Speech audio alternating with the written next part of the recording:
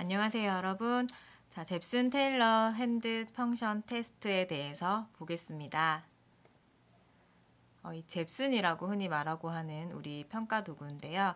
이 잽슨 평가 도구는 표준화된 평가 도구입니다. 손기능 수준을 평가하기 위해 이렇게 시간화된 집단 검사라는 평가 항목마다 시간을 재는 그런 내용으로 생각하면 됩니다. 그리고 일상생활에서의 손 사용 능력을 평가한다. 그래서 잽슨 항목은 7개 항목이 일상생활에서 가장 많이 사용하는 손의 사용을 평가하는 항목으로 이루어졌다고 생각하면 쉽게 이해하실 수 있을 거예요. 그래서 장애 정도를 이렇게 객관적으로 평가한 평가 도구입니다.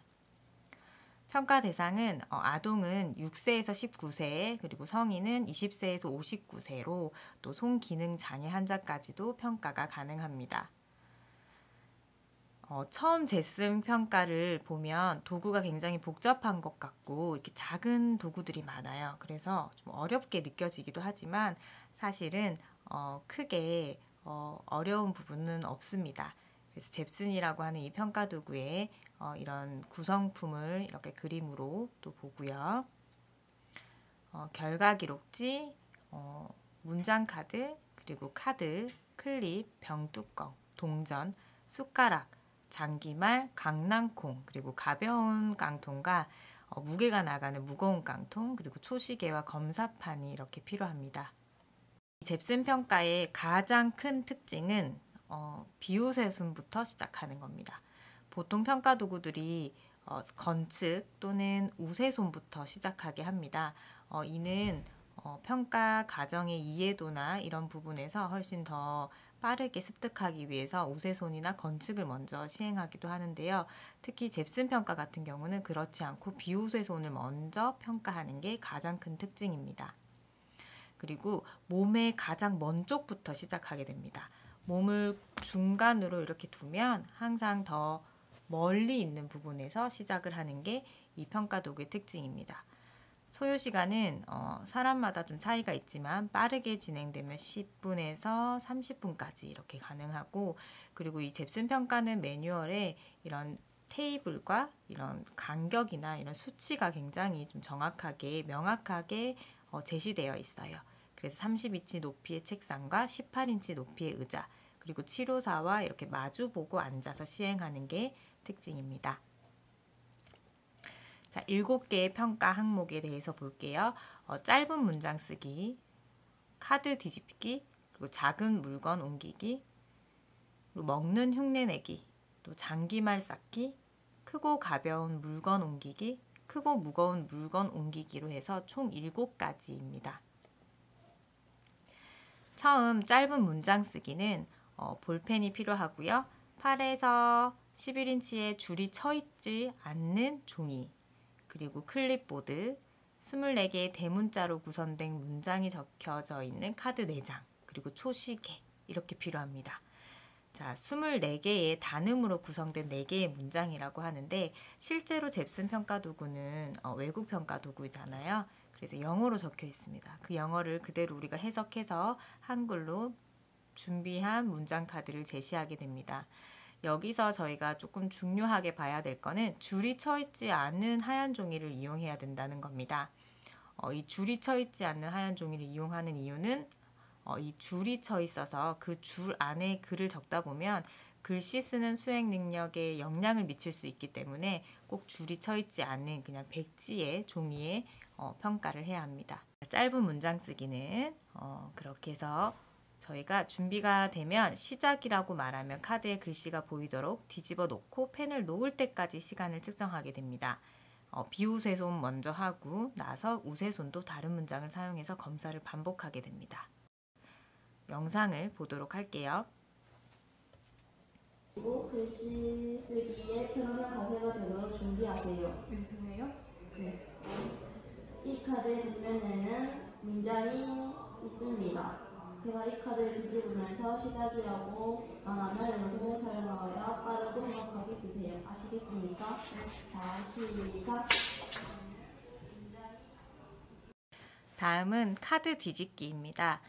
카드 크기는 3에서 5인치 카드 5장이 필요합니다.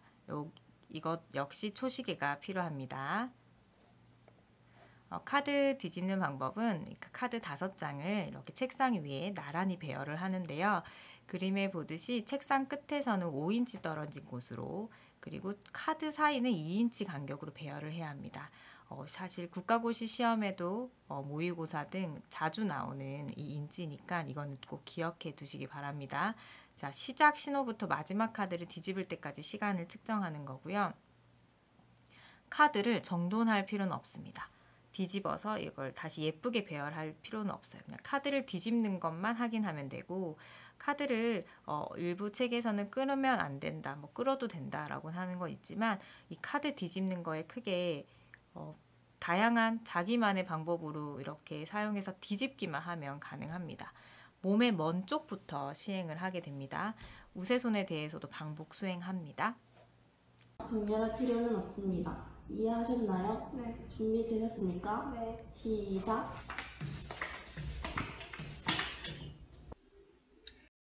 자, 다음은 작은 물건 옮기기입니다. 작은 물건은 1파운드 0.25kg의 빈 깡통이 필요하고요. 클립 2개와 병뚜껑 2개, 미국 동전 2개, 초시계가 필요합니다. 이 평가 방법에서 가장 중요하게 생각하는 거는 이 빈 깡통이 항상 사람의 평가를 하는 그 대상자의 가운데에 위치해야 됩니다.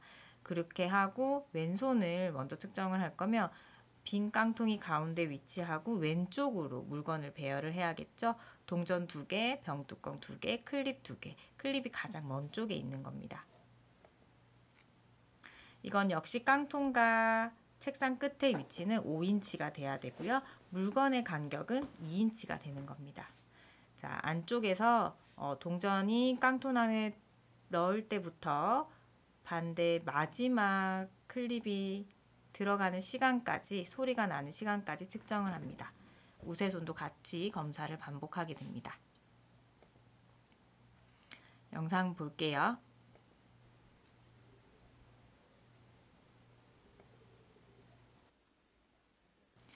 자, 다음은 먹는 흉내내기입니다. 먹는 흉내내기는 이제 강낭콩 5개가 필요합니다. 이때부터 이 보드판이 필요합니다. 속이 빈 1파운드 깡통이 필요하고, 또 정량화된 티스푼, 그 평가 도구 안에 들어가 있는 티스푼을 이용합니다. 그 보드판을 앞에 나란히 두고 깡통은 보드판 밑에 둡니다. 강낭콩이 배열되어 있는 옆에 두는 게 아니라 깡통은 강낭콩보다 조금 앞쪽으로 위치를 합니다. 우리가 먹는 흉내 내기잖아요. 밥을 먹을 때는 뭐 어떤 음식을 뜰 때는 뜨고 앞으로 이렇게 오는 행위를 하죠. 그래서 깡통을 이렇게 강낭콩을 뜨고 앞으로 깡통 위 안에 넣는 그 동작을 보기 위한 거라서 깡통은 앞쪽으로 위치를 하게 됩니다. 역시 강낭콩 배열은 강낭콩 길이는 2인치고요. 사람 몸과 책상과 이 보드판의 위치는 또 5인치에 해당됩니다. 다음은 장기말 쌓기입니다. 장기말은 1.25인치의 적격의 붉은색 장기말 4개가 필요합니다. 여기도 보드가 필요한데 초시계도 됩니다. 따로 순서가 정해져 있거나 방법이 있진 않습니다. 4개를 나란히 수평으로 정렬을 하고요. 시작하는 순간부터 마지막 장기말이 3번째 장기말 위에 닿을 때까지 시간을 측정합니다. 또 우세손에 대해서도 같은 방법으로 검사합니다. 영상 볼게요.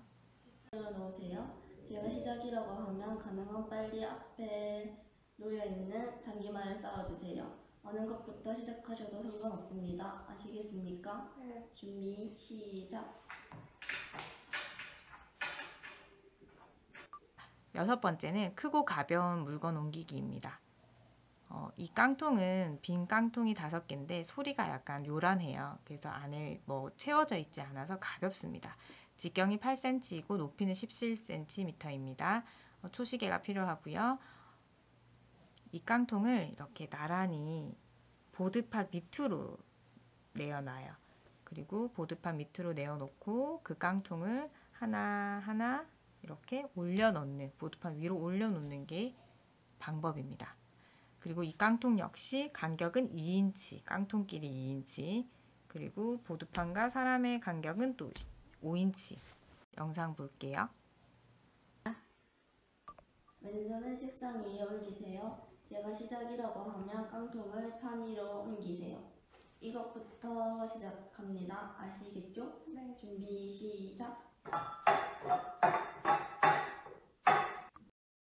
다음은 크고 무거운 물건 옮기기입니다. 동일한 크기의 1파운드 0.45kg의 깡통이 5개가 필요하고요. 이 깡통 역시 보드판 위에 놓습니다. 빈 가벼운 깡통과 동일한 방법으로 넣고 깡통 간격은 2인치, 책상과 끝 간격은 5인치입니다. 잽슨 평가 도구는 총 7개의 항목입니다. 그래서 기억해야 할 게 일상생활에서 가장 많이 사용하는 손동작을 보기 위한 거고요. 초시계가 항상 다 있어서 이 상자의 수행도에 따라서 다 이렇게 시간을 제한합니다. 그 시간에 따라서 표준화된 데이터가 있습니다. 그리고 잽슨 이 평가 도구의 장단점은 일단 쉽고 값싸다. 그리고 짧은 시간에 검사가 실시가 가능하고 또 즉시 정상치랑 비교도 가능하고요.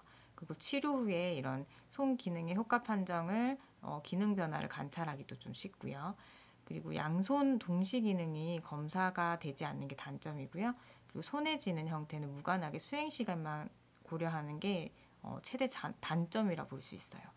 우리는 어떤 동작을 할 때 수행을 는다든지 이렇게 기술들을 볼 수 있는데 지금 쥐는 형태는 어떻든 일단 무조건 수행만 하면 되는 거라서 그런 부분에서는 좀 단점에 해당될 수도 있습니다. 그래서 손에 쥐는 형태나 이런 게 좀 특별하게 관찰되는 내용이 있으면 따로 기록할 필요가 있습니다.